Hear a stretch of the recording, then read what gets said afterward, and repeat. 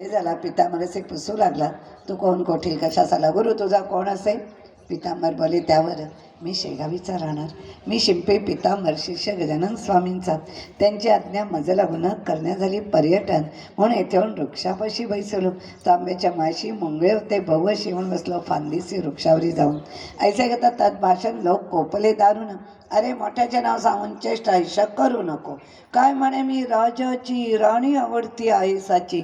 खळगी बन्या पोटाची आली मजुरी कराव्या.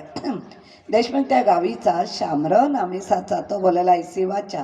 अरे सोंगाडे ऐकाय, स्वामी समर्थ गजानन प्रत्यक्ष आहेत भगवान. त्यांचे नाव सांगून पट्टात त्यांना लावू नको. अरे वेडे, एका काळी त्यांनी ऐसी कृती केली. ऋतू नसता आणवली फळे आम्रवृक्षाला.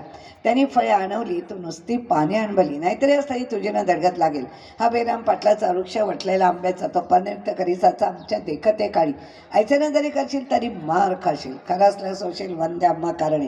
काकी शिष्य सद्गुरूंचे काही अंशी नीतीसाचे बापात त्यांच्याच तोडीचे आहे न्याय जगी. नको करू उशीर आम्हा करी हिरवागार.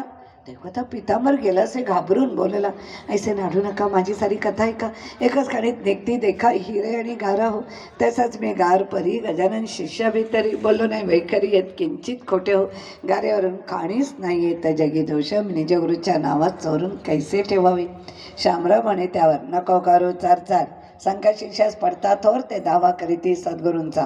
मग तो शिष्य त्यांचा जरी नसला कृतीने अधिकारी तरी सद्गुरूंचा प्रभाव करी सहाय्यते आपल्या शिष्यास. ऐशी जरी आडवीर पितांबरसी साचार झाला विचारा चिंता तुर काही न सुचत ऐसी.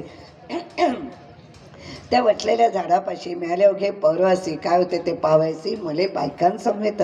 नृपावून अखेर पितांबराने जोडिले कर स्तवन मांडिले अपार आपल्या सद्गुरू